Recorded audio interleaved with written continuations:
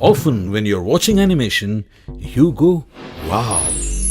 Even simple objects can be made to come alive in this virtual 3D world. And it makes you wonder, how is it done? So join us in exploring the wow and how of creating animation. In the bouncing ball animation module, we animated a ball. There, we saw how difficult it was to animate the rotation of the ball, simply because it was impossible in the shaded view to make out the orientation of the ball. So we switched to wireframe mode for doing this.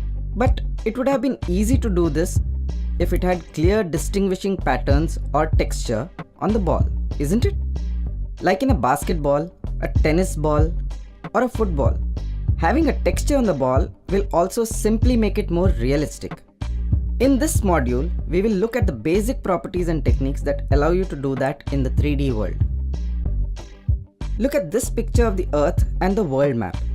We are familiar with both ways of representing the Earth, so it should be easy to look at the Earth as a sphere and the world map as the texture that is wrapped onto it. But how? Let's see this using some primitive objects again. You have already learned how to create primitive objects in the My First Animation module. Let us create a cube, a sphere, and a cylinder. Select the sphere. In Maya, if you hold the right mouse button, a hotbox appears. Navigate to the Assign New Material menu. A window opens showing different materials you can choose from. Choose Lambert. This incidentally is also the default material that Maya uses to show objects in the shaded mode. You can now use this new material to apply a texture to the sphere.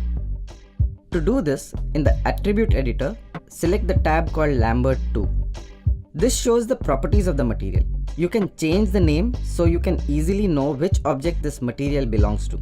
Let us apply a texture to the sphere now. To do that, click on the checkerbox icon next to the color parameter. A window with a wide variety of textures pops up.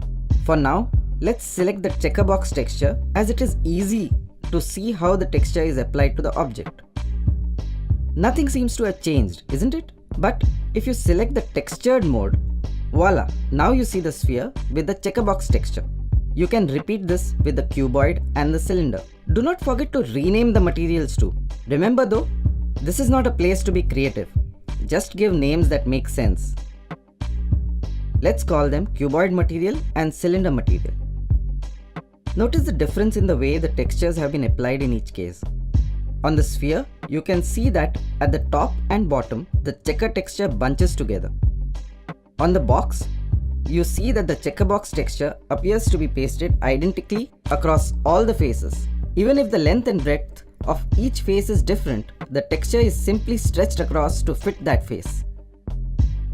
In case of the cylinder, it is wrapped around the curved surface and pasted flat on both the end faces. So what's happening here? For the cylinder, it is similar to the paper wrapped around the tin can on its curved surface. If you unwrap it, it opens to a 2D image. So for any point on this image, a corresponding point can be mapped on the cylinder that makes the tin can.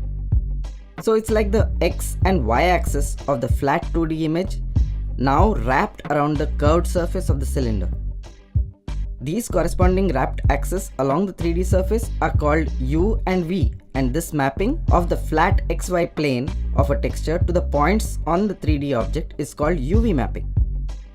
So for any 3D object, you can in a sense imagine them unwrapped and the surfaces opened up to make them into a flat plane on which the texture is painted on.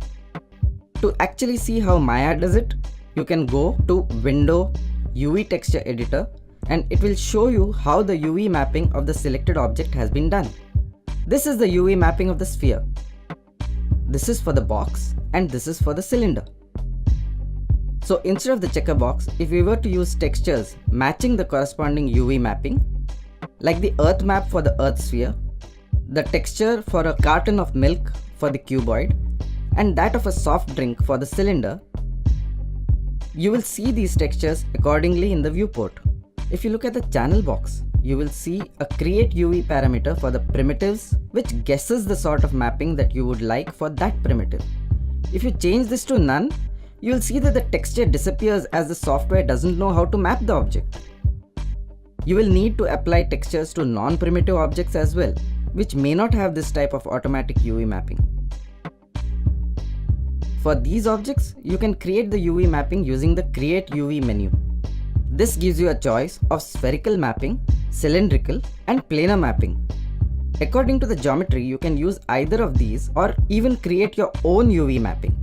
For example, to add the label to this bottle, we can use cylindrical mapping and adjust the position and size of the label by changing the values in the attribute editor or using the manipulator in the viewport. You can also create your own UV mapping for an object, but that is for a later time. For now, simply try adding textures to the different primitive objects.